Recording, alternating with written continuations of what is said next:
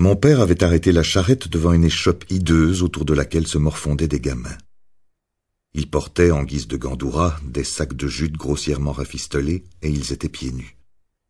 Leurs têtes tondues et mouchetées d'escarres suppurantes conféraient à leur mine quelque chose d'irréversible, comme la marque d'une damnation. Ils nous avaient entourés avec la curiosité d'un clan de renardeaux qui voit son territoire profané. Mon père les avait repoussés d'un geste de la main avant de me bousculer dans l'épicerie où un homme sommeillait au milieu d'étagères vides. Ce dernier ne s'était même pas donné la peine de se lever pour nous accueillir. « J'aurais besoin d'hommes et de matériel pour la moisson », lui avait dit mon père. « C'est tout », avait fait l'épicier avec lassitude. « Je vends aussi du sucre, du sel, de l'huile et de la semoule. »« Ce sera pour plus tard. Est-ce que je peux compter sur toi ?»« Tu les veux quand, tes hommes et leur pactage ?»« Le vendredi d'après. »« C'est toi le patron.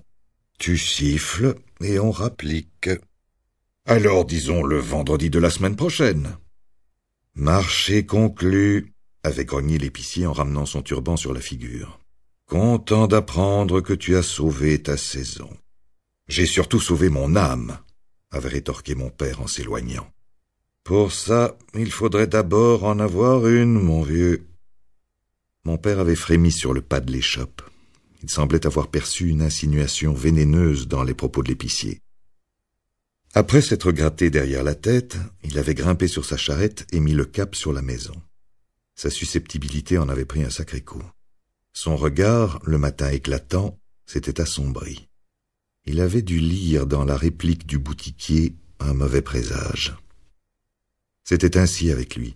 Il suffisait de le contrarier pour le préparer au pire, de vanter son ardeur pour l'exposer au mauvais œil. J'étais certain qu'en son fort intérieur, il regrettait de s'être autorisé à crier victoire alors que rien n'était acquis. Durant le trajet du retour, il s'était replié sur lui-même, tel un serpent, et n'avait pas arrêté de cingler la croupe de la mule avec son fouet. Ses gestes étaient empreints d'une obscure colère. En attendant le vendredi, il avait déterré d'antiques serpes, des faucilles branlantes et autres outillages pour les réparer. Avec mon chien, je le suivais à distance, à l'affût d'un ordre qui m'aurait rendu utile à quelque chose. Mon père n'avait besoin de personne. Il savait exactement ce qu'il avait à faire et où trouver ce dont il avait besoin. Puis, une nuit, sans crier gare, le malheur s'abattit sur nous. Notre chien hurlait, hurlait.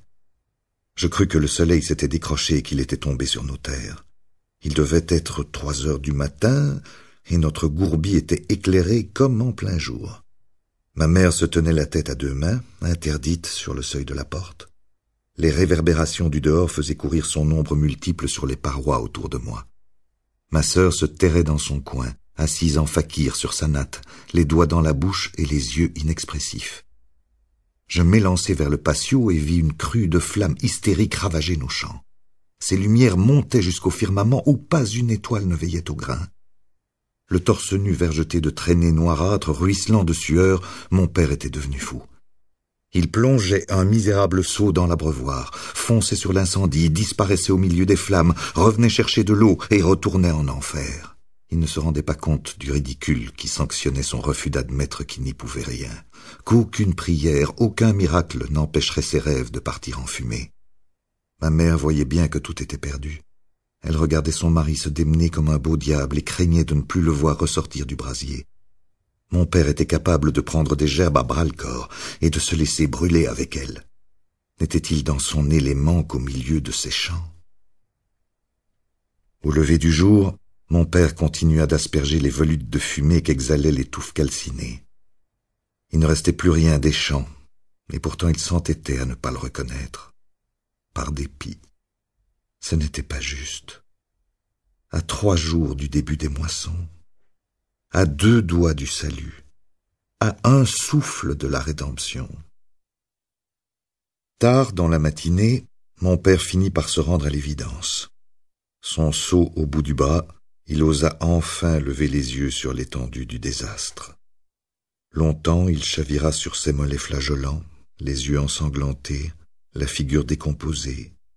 Ensuite, Il tomba à genoux, se coucha à plat ventre, et se livra, sous nos yeux incrédules, à ce qu'un homme est censé ne jamais faire en public. Il pleura toutes les larmes de son corps. Je compris alors que les saints patrons venaient de nous renier jusqu'au jugement dernier, et que désormais le malheur était devenu notre destinée.